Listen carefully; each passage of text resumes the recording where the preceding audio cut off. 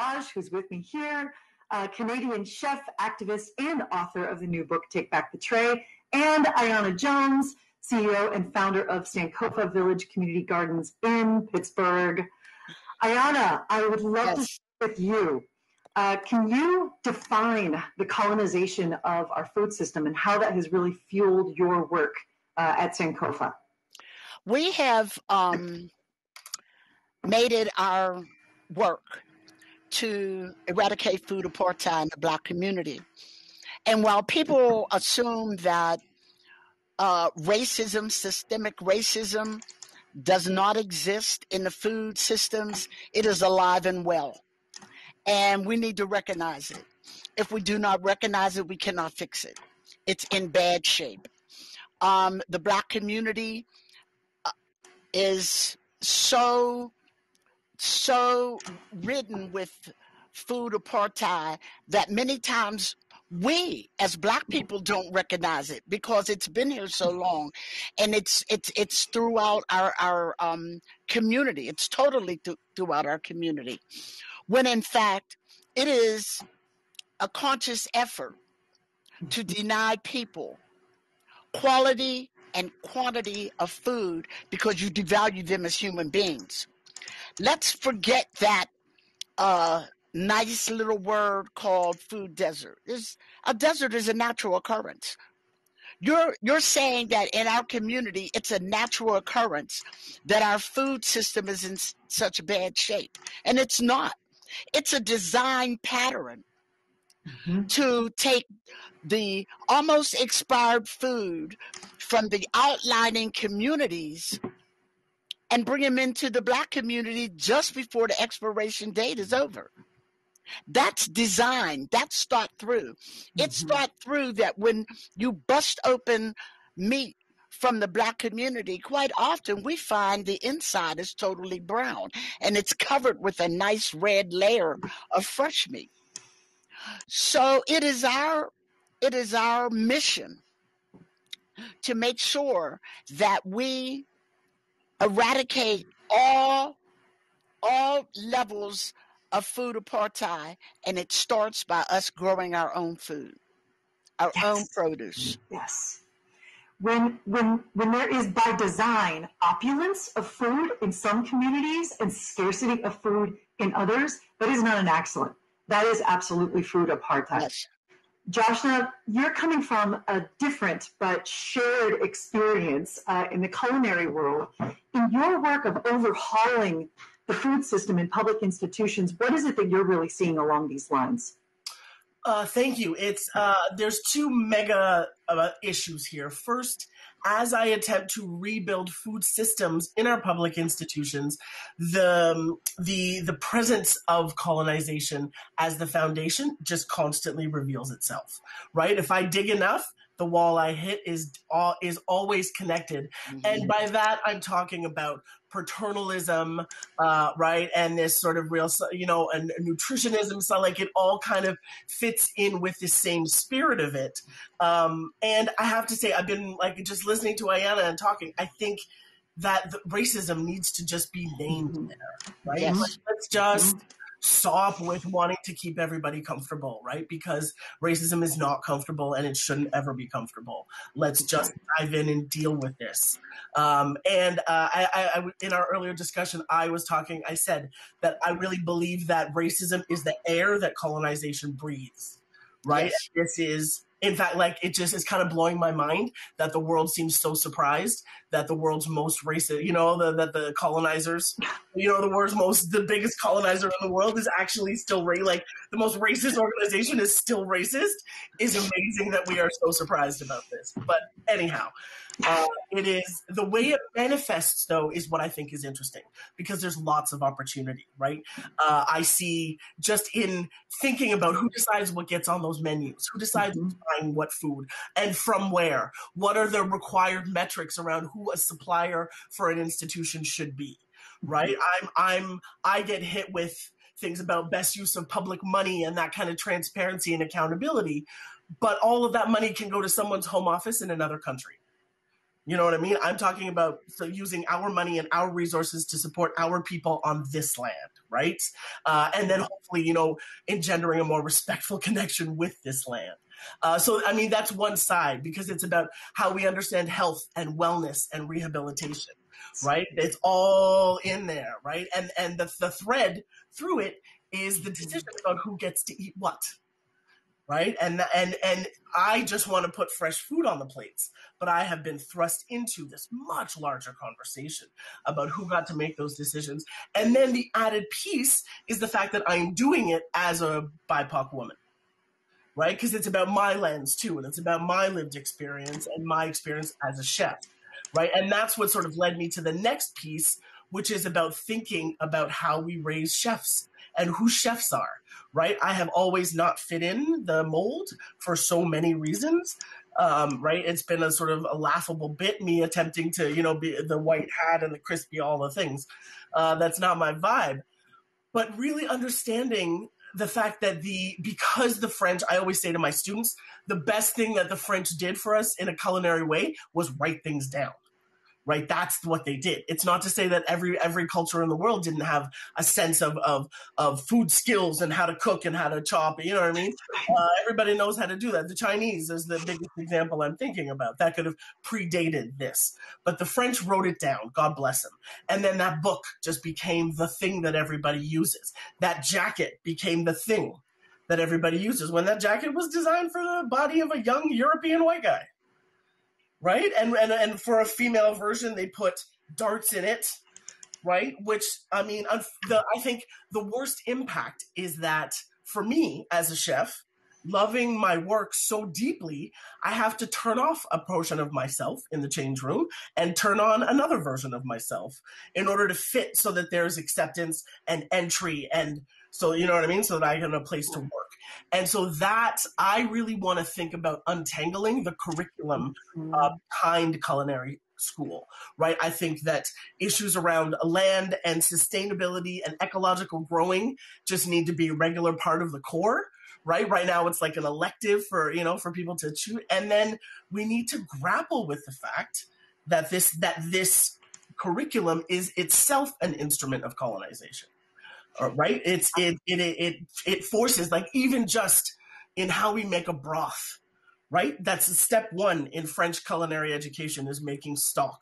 But they're very serious about it being clear and with no fat and with not really much flavor. Whereas a Chinese broth is like, boiled hard for 24 hours. And we're drinking all that beautiful stuff out of the bones, and it's milky and cloudy, and that's great. But I would have lost marks, right, in my French culinary school. Anyhow. Let's talk about that for a second, too. Yeah. I think you bring up a really, really good point. And Pam Fanjoy, thank you so much for also noting that when you're white in this country, you have 4 times higher likelihood of having a healthy supermarket in your access. Yep. That also ties down to what our nutritional education is and some of the work that Ayanna is doing. So when we really start looking to the future, and by future, I'm meaning the future generations and the future of our kids, how are you both approaching this redress of how we're integrating food knowledge and a holistic food knowledge, not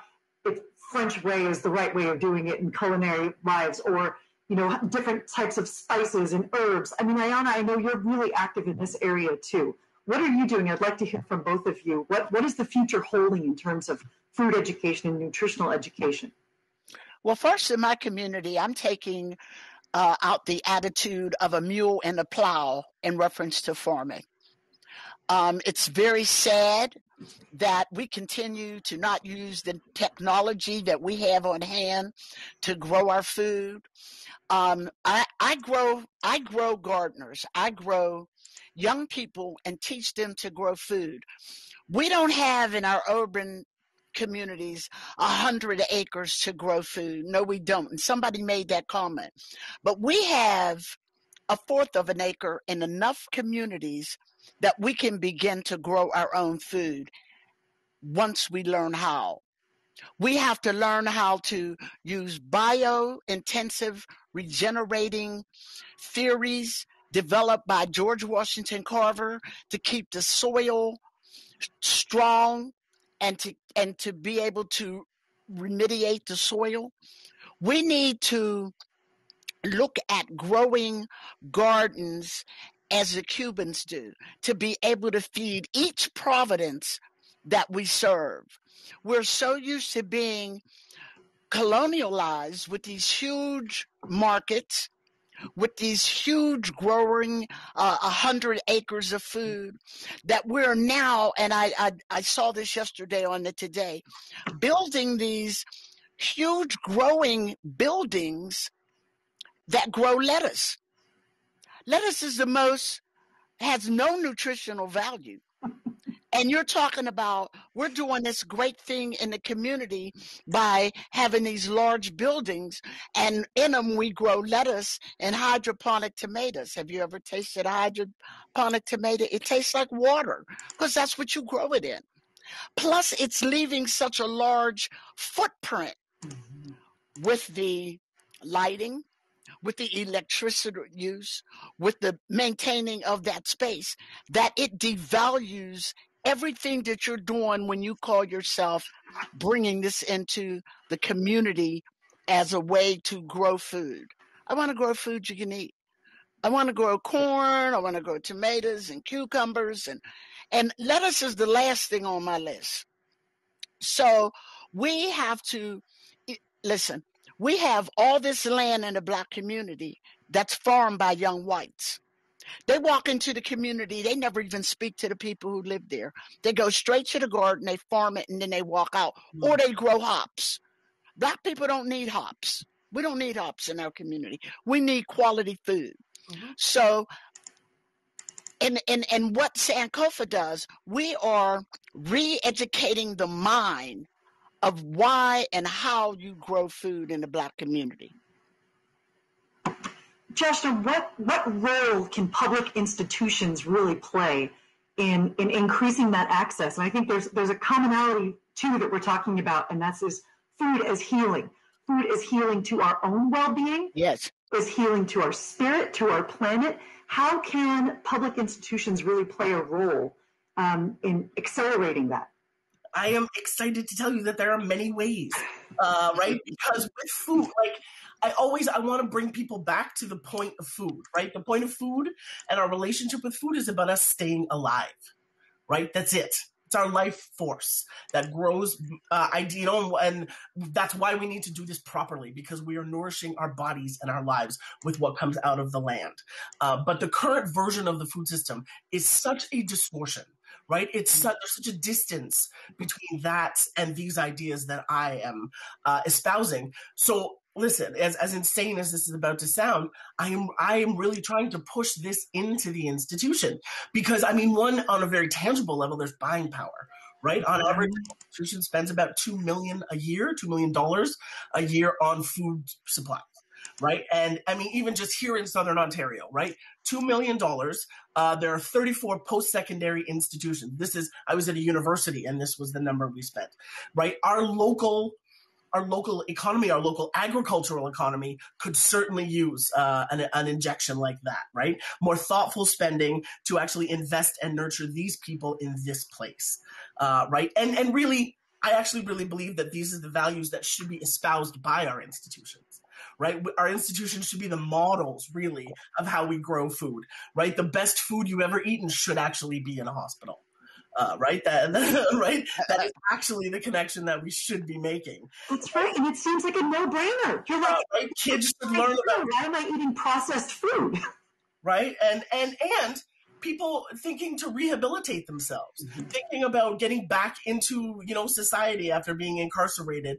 What do those bodies need? What do those souls need? What do those people need to enrich themselves? I reckon that a pretty lousy relationship with got them in that scenario in the first place, to end up doing something to, potentially land themselves in jail. So institutions have a huge capacity. We just have to choose it. That's it. We just have to choose it and say, this is who we want to be. This is what we want to do, because the plan is available. Yes. And another thing that we have to do in our communities, especially with our young people, we have to dispel, especially in the Black community, the notion of slavery, enslavement, and tilling the soil. And that is a direct result of the school system starting at slavery, staying at slavery, and assuming that we should digest slavery as a good thing. Yep. When in fact, Yep. all the young people that I work with, it takes me a week to dispel that growing your food is not a slave activity. Right. That's major. It's reclaiming. That is major, right? Yes. It's reclaiming their humanity. That's right. It is, right? Right. And empowering these kids. Right? Yes. I mean, we empower the kids to the point, because if you're going to teach if you're going to dispel the myth, then you have to teach Black history. Once our children go back to school from working with us in the summer, it's amazing that they are now different young people. Yes. And they have to stand on a different foundation. Teachers come to me and say, what are you telling these kids? Mm-hmm. Yes. Yes. You know, like, I'm wrong. What are you telling these kids? I'm telling these kids that we invented the helicopter. I'm telling the kids that the bio-intensive theory was done by a little Black man named George Washington Carver, who's contributed a great amount of things to this country. Right now, there's more Black men in college than in jail, but you wouldn't know that. Yeah. The most educated gender in the United States is Black women. We get it. But do we get it through social media? Absolutely not.